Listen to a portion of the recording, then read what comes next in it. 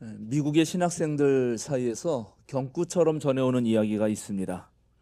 주제는 과연 어떤 신학생이 인류 신학생인가 하는 것입니다. 이름난 신학대학에 입학했다고 해서 모두 다 인류가 되는 그런 신학생이 되는 건 아니니까요. 오늘 우리가 함께 읽은 본문의 말씀인 이 선한 사마리아 사람의 비유, 이 비유를 가지고 한 어떤 목사님이 설교를 하셨는데, 맨 마지막에 너도 이와 같이 이웃을 사랑하라 하는 선포를 듣고 나서 바로 아멘 하는 신학생은 삼류 신학생입니다. 같은 설교를 듣고 어떻게 사랑하지? 라고 생각하면서 내가 할 일을 찾는다면 그 신학생은 이류입니다.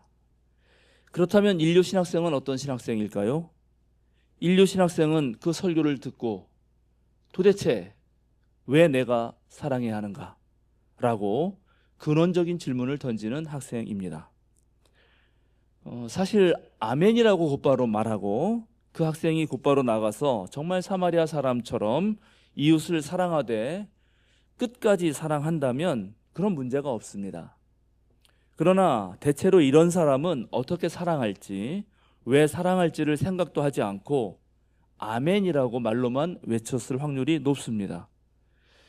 그래서 설교를 들을 당시에는 아멘이라고 했지만 실제로는 이웃사랑을 어떻게 구체적으로 실천할까에 대해서 고민하지 않고 또 그렇게 하지도 않을 뿐더러 실천을 한다고 해도 주먹구구식이 되거나 또 오래가지 못합니다.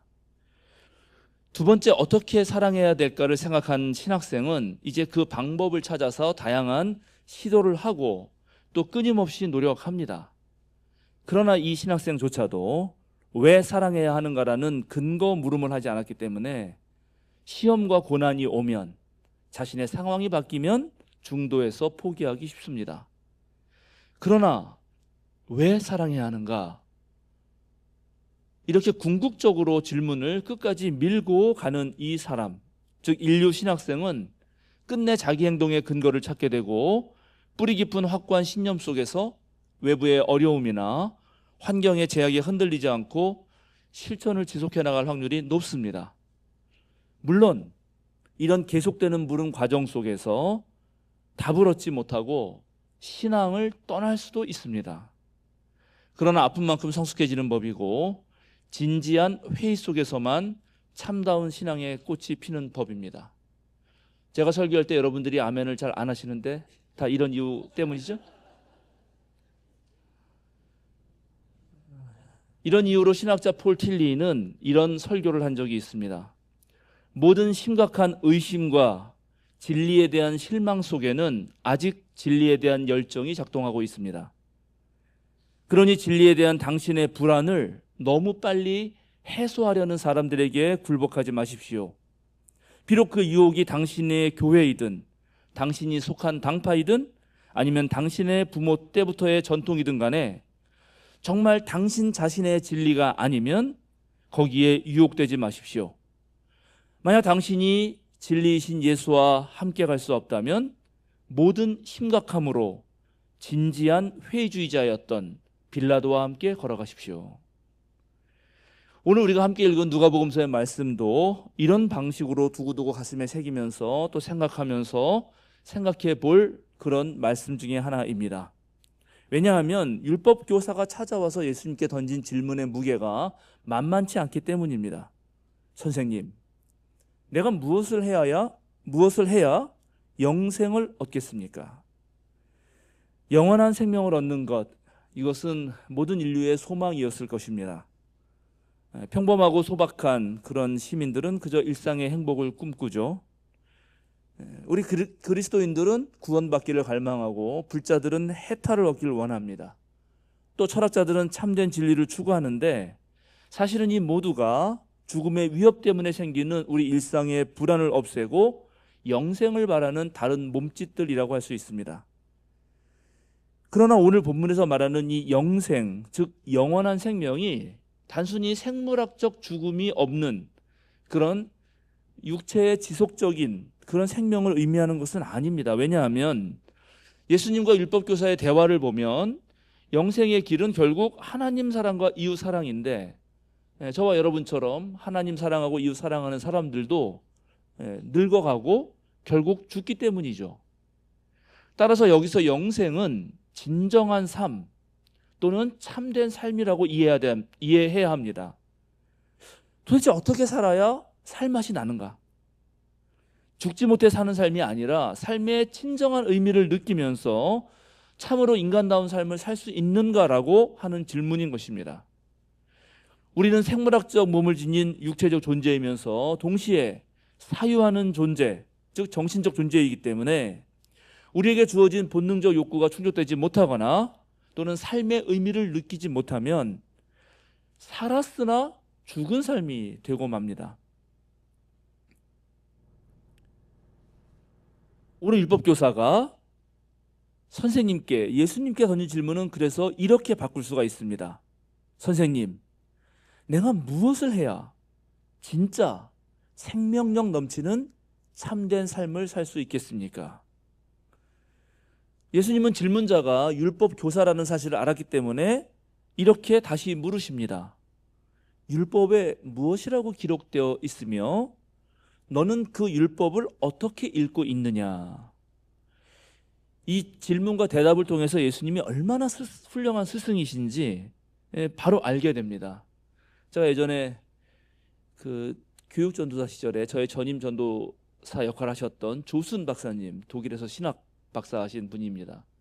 근데 그 조순 박사님에게 우리 주일학교 학생 한 4학년쯤 되는 아이가 와서 질문을 던졌습니다. 근데 조순 박사님이 신학 박사인데 대답을 못하고 얼굴이 빨개지셔가지고 어떻게 해야 구원을 받냐, 뭐 이런 질문이었던 것 같은데, 하나님 나라가 있어요? 뭐 이런 질문이죠. 하나님이 세상을 창조하셨다면 하나님은 누가 창조했나요? 신학 박사가 대답을 하기가 어렵죠. 그래서 그 곤혹스러운 상황을 저한테 말한 적이 있습니다. 그래서 제가 목사님 정말 역시 바보 같네 막 이러면서, 그럴 땐 이렇게 하면 됩니다. 너는 그 질문을 왜 했니? 예수님이 얼마나 대단하십니까? 질문에 곧바로 답을 하기보다는 제 질문을 함으로써 정보를 확인하게 만들고, 정말 율법에 그 정보가 있는가? 그 정보가 있다면 그 정보에 대해서 너는 어떤 식으로 해석하고 있고 그것을 가지고 너 자신의 삶의 맥락에서 어떻게 실천하고 있는가를 다시 묻게 함으로써 훨씬 더 깊은 데로 나아가도록 제자를 이끌고 있는 것입니다.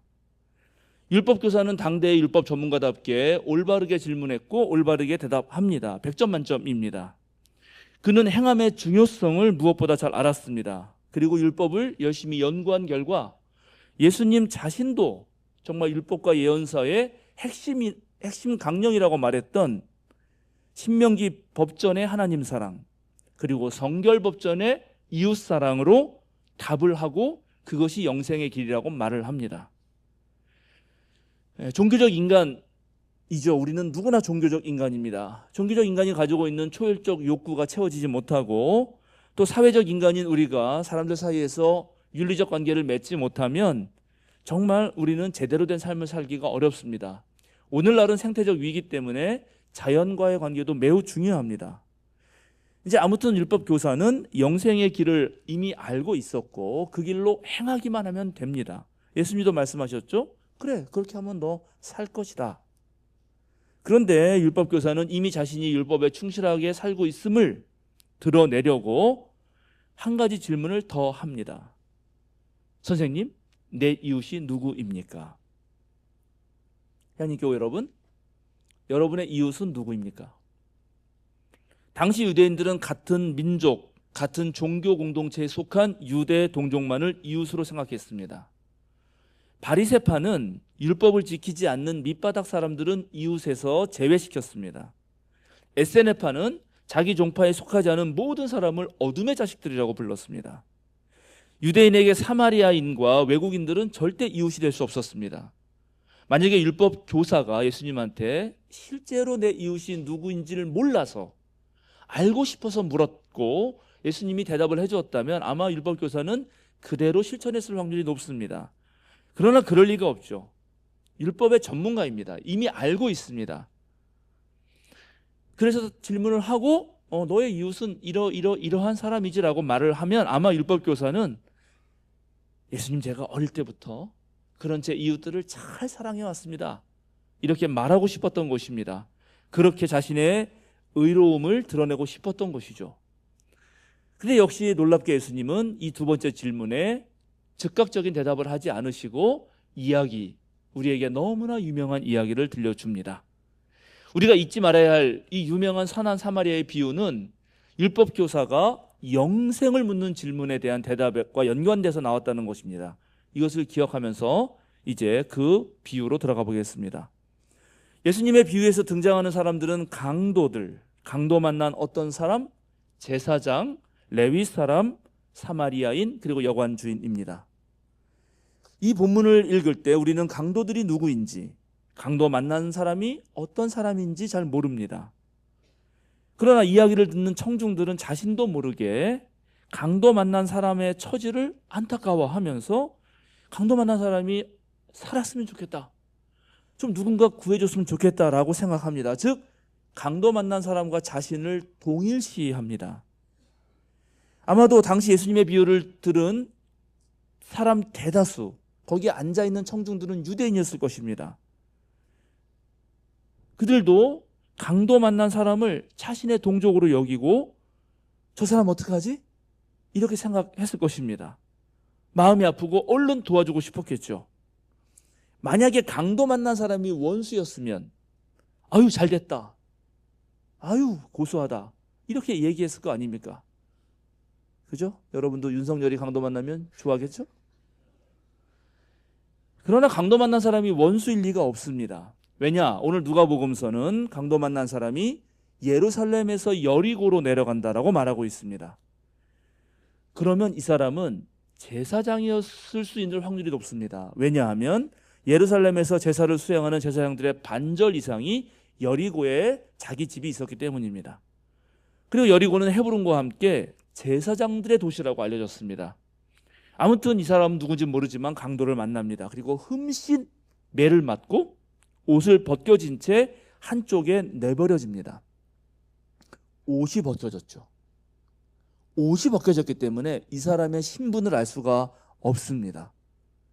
또 이 사람은 거의 죽게 된 상태였기 때문에 간신히 숨만 내쉴 뿐 스스로 무엇인가를 할 수가 없습니다. 심지어 소리를 지르는 것조차 하기가 어렵습니다. 그때 저 멀리서 제사장이 옵니다. 만약에 강도 만난 사람이 제사장이었다면 자신과 생사고락을 함께한 가장 가까운 동료가 오는 것입니다. 그러나 강도 만난 사람이 일반 평범한 유대인이었다면 가장 높은 직위를 가지고 있는, 재정일치 시대에 가장 큰 권력을 가지고 있는 제사장 어르신이 오는 것입니다. 그러니 저분이 나를 당연히 구해주시겠지라고 생각했을 것입니다. 여러분이 해외여행을 갔다가 모험을 해본다고 아주 낯선 나라로 갔다가 근데 거기서 갑자기 불의의 사고를 당했다거나 괴한들에게 납치를 당했다고 생각해 봅시다. 그럼 여러분 누가 나를 구해주기를 바라겠습니까? 대한민국 국가가 나서주기를 바라지 않겠습니까? 전용기라도 띄워서 나를 구해주기를 강력하게 바라지 않을까요? 이것이 강도 만난 사람의 심정이고 마침 제사장이 그곳을 지나가게 됐으니 안도의 한숨을 쉬면서 이제 살았구나 했을 것입니다.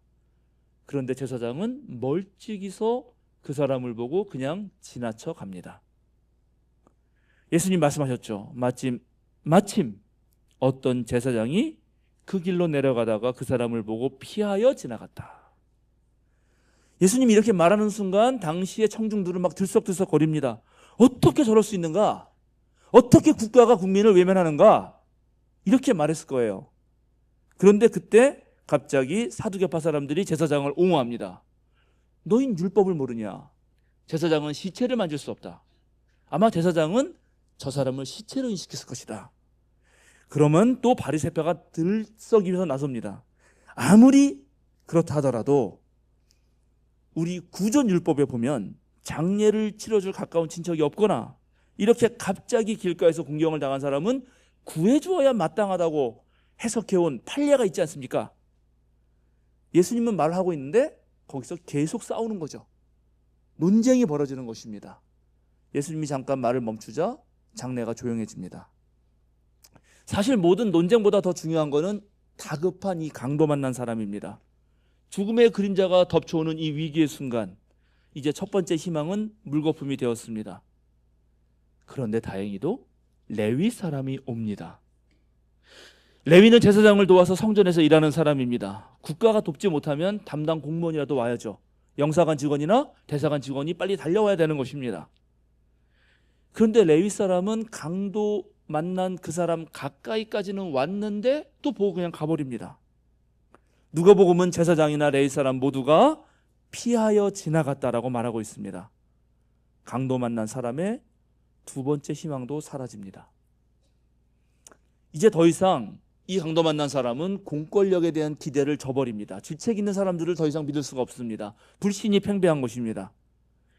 그러면 내 친구 중에, 아니 혹시 누군가라도 같은 유대인 한 명이라도 와주지 않을까 하는 마지막 희망만 가지고 있습니다.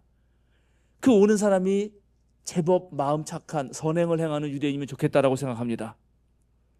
저는 여기서 갑자기 세월호 참사를 당한 단원고 학생들이 떠오릅니다. 이태원 참사에서 목숨을 잃었던 159명의 그런 안타까운 목숨들이 생각납니다. 공경에 빠졌을 때 정부는 완전 무능했습니다. 세월호 승객을 구조해야 할 그런 책임이 있는 해경이 세월호 승객보다 먼저 선원들을 구조했습니다. 이태원 참사도 마찬가지입니다. 경찰 등과 용산구청, 정부가 제대로 준비했다면 전혀 일어나지 않을 참사였습니다. 세월호 참사에서 물속에 뛰어든 그 어린 학생들을 구한 거는 해경이 아닙니다. 주위에 있던 다급한 무선을 듣고 온 일반 어부들이었습니다. 엄격한 의미에서 당시 정부 당국은 배 안에 있던 사람 단 한 명도 구조하지 못했습니다. 그래서 우리는 박근혜를 파면시킨 것입니다. 자, 이 강도 만난 이 사람도 이제 유대 당국의 지도자들과 담당 공무원이 어떤 도움을 주지 못했을 때 혹시라도 자기 동족 누군가 와주기를 기대하면서 신라 같은 희망을 놓지 않고 있습니다. 그런데 갑자기 한 사람이 등장합니다. 사마리아 사람입니다. 강도 만난 사람의 마음이 어땠을까요? 이 사람은 딜레마에 빠집니다. 평소에 개만도 못한 인간이라고 여겼던 그 사마리아 사람입니다. 이웃은커녕 원수 중에 원수라고 생각했던 사람입니다. 저 원수가 나한테 온다면 나를 죽이지 않을까? 그냥 지나가는 게 나을까? 지나가도 죽는데? 어떻게 할 힘이 없습니다. 소리를 지를 수도 없고 반항할 수도 없고. 사마리아 사람이 와도 걱정이고 안 와도 걱정입니다. 사실은 도움을 요청하는 것 자체가 수치스럽고 자존심이 상합니다. 그렇죠? 여러분이 정광훈 집회에 나가는 극우 개신교인에게 도움을 요청하는 겁니다. 강도 만난 사람이 양가 감정에 빠집니다. 진퇴양난입니다. 예수님의 이야기를 듣던 그런 청중들도 충격에 빠집니다. 보통 선행을 하는 인물은 제사장, 레위, 유대인, 종족이어야 합니다. 어떻게 사마리아인이 선행을 하는가? 그 말 자체가 모욕처럼 들립니다. 특별히 율법 교사 입장에서는 더더욱 그러합니다. 유대인이 사마리아 사람을 죽여도 사형에 처하지 않았습니다. 당시에. 유대 경언에 사마리아 사람들과 빵을 함께 먹는 사람은 돼지고기를 먹는 사람과 같다라는 말이 있었습니다. 그러니까 율법에 충실하여 거룩한 제사 업무를 맡은 제사장이나 레위 사람이 아니라 사마리아 사람이 선행을 한다는 것은 도대체 받아들이기 어려운 내용이었습니다. 그러나 예수님은 계속 이야기를 해나갑니다. 사마리아 사람은 제사장과 레위와 다릅니다. 우선 이 사람은 강도 만난 사람을 보고 측은한 마음이 듭니다. 애간장이 타는 마음이 듭니다. 가장 인간적인 마음이 올라온 것입니다. 신분과 인종과 성별과 나이를 불문하고 고통당하고 아파하고 정말 힘들어하는 사람을 봤을 때 그 첫 번째로 올라오는 그 근원적인 사랑의 연민이 올라오고 있는 것입니다. 그리고 바로 도와줍니다. 사마리아 사람은 그에게 가까이 가서 상처에 올리브 기름과 포도주를 붓고 싸매고 자기 짐승에 태우고 여관으로 데리고 가서 돌보아 주고 여관 주인에게 부탁을 하고 돈을 지불하고 비용이 더 들면 내일 와서 또 갚겠다라고 말까지 합니다. 여기에 연속적으로 9가지의 사랑을 베푸는 동사들이 등장합니다. 예수님은 이렇게 말씀을 마치시고 율법 교사에게 질문합니다. 너는 이 세 사람 가운데서 누가 강도 만난 사람에게 이웃이 되어 주었다고 생각하느냐? 여기서 우리는 처음에 율법 교사가 예수님께 던진 그 질문을 생각해 보아야 합니다. 선생님, 내 이웃이 누구입니까? 율법 교사는 자기를 중심으로 누가 내 이웃이냐를 물었습니다. 자기를 중심으로 이웃이 될 수 있는 사람과 이웃이 될 수 없는 사람을 나누고 있습니다. 여러분 가장 중요한 생일날에 여러분이 가장 행복한 그 순간에 여러분은 누구를 초청하시겠습니까? 그때 초청받을 사람과 초청받아서는 절대 안 되는 사람을 어떻게 나누고 있습니까?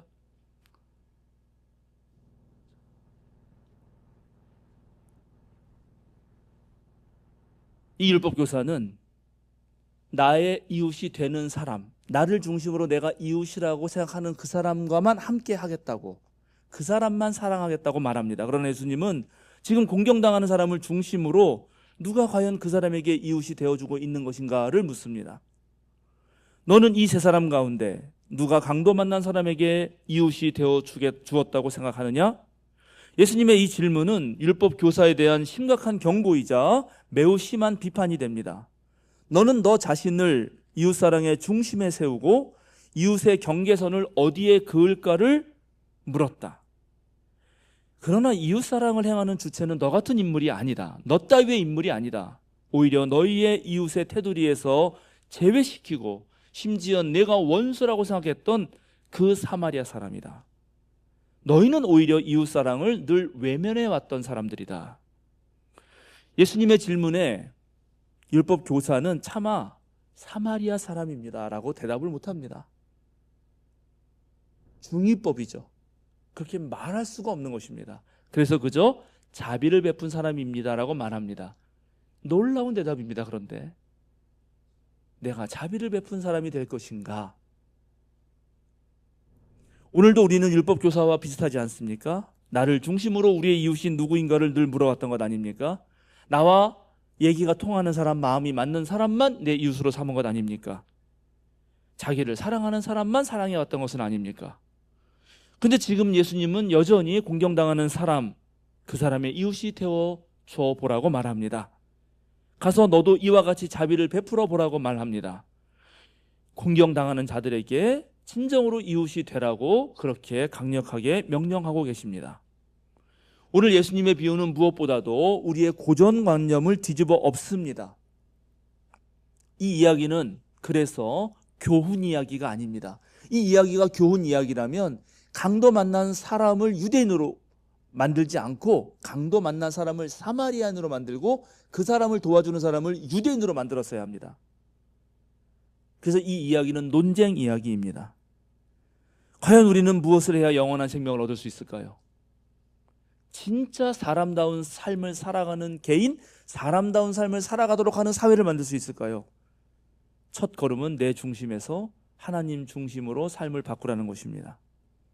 하나님은 보이지 않으니까 하나님 중심으로 삶을 바꾼다는 것은 잘 떠오르지도 않고 손에 잡히지도 않습니다. 그러니까 예수님이 그것을 바로 연결시켜서 따로따로 떨어져 있는 신명기 법전과 성결 법전을 연결시켜서 하나님 사랑하는 것은 궁극적으로 내 이웃을 사랑하는 것에서만 증명될 수 있는 것이다 라고 말한 것입니다.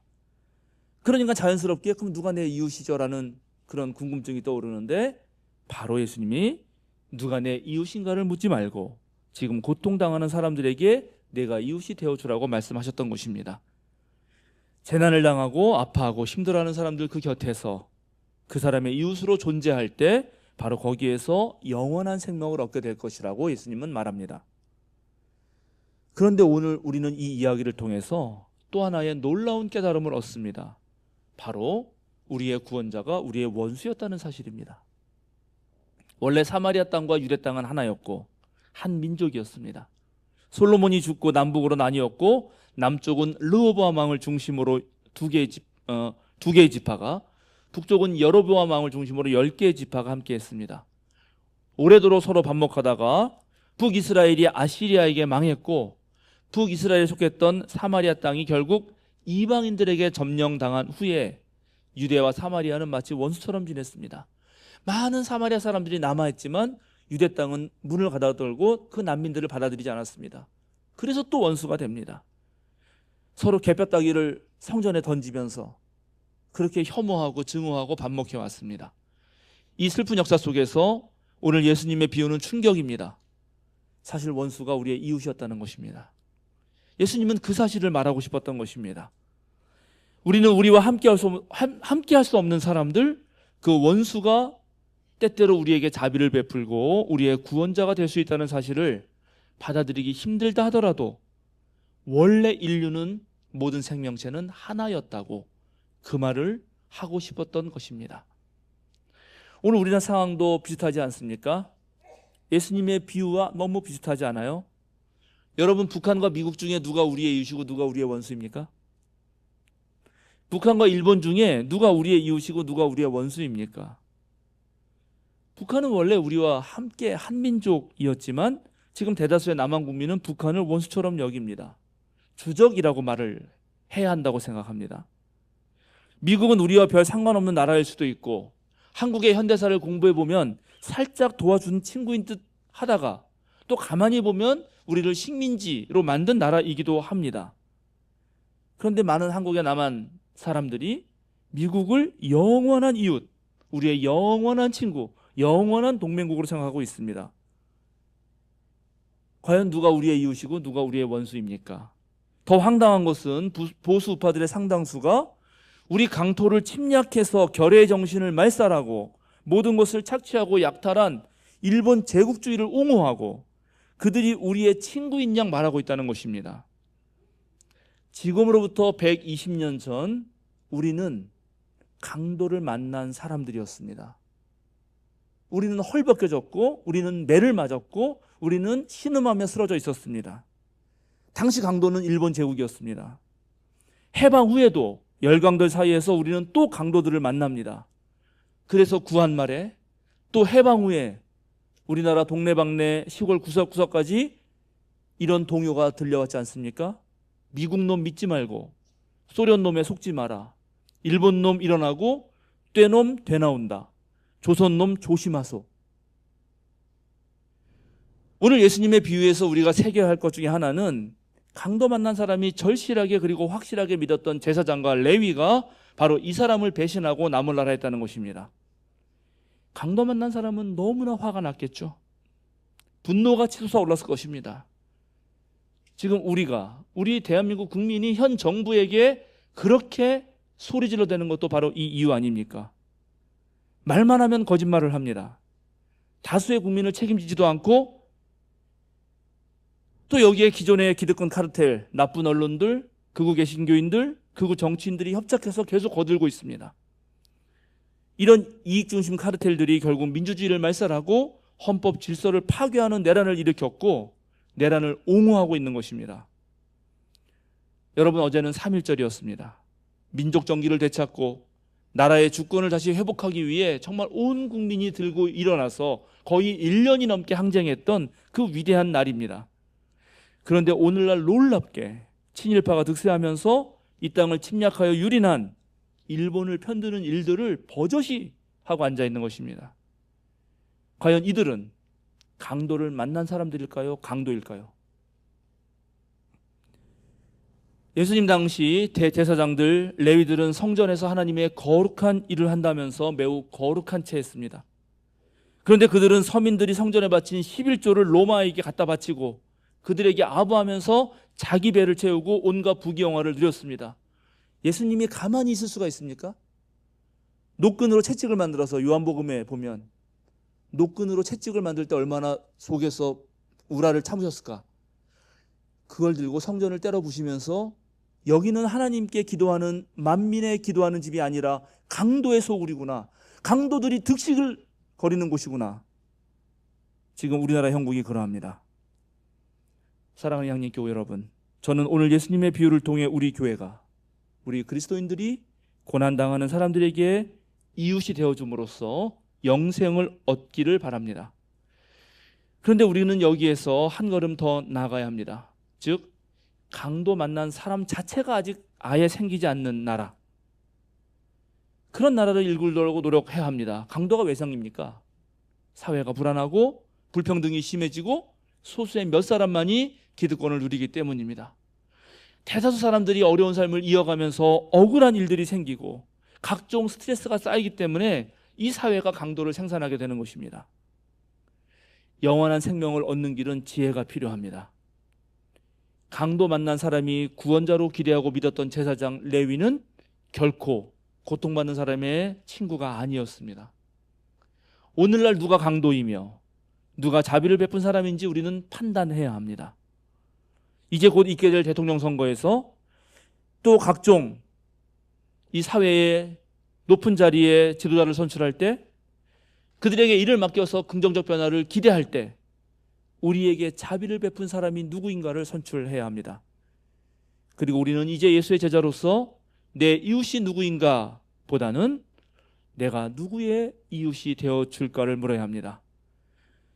지금 현재도 고난당하는 사람들은 언제나 간절히 구원의 손길을 바라고 있습니다. 세월호 참사와 이태원 참사의 유가족들, 비정규직 노동자들, 해고당한 사람들, 지금도 높은 곳에 올라가 있는 세종호텔 해고자들, 모든 것을 포기해버리는 청년들, 입시 지옥에서 시달리는 학생들, 가난에 허덕이는 노인들, 우리 모두가, 우리 향림교회가 절대 지나치면 안 되는 사람들입니다.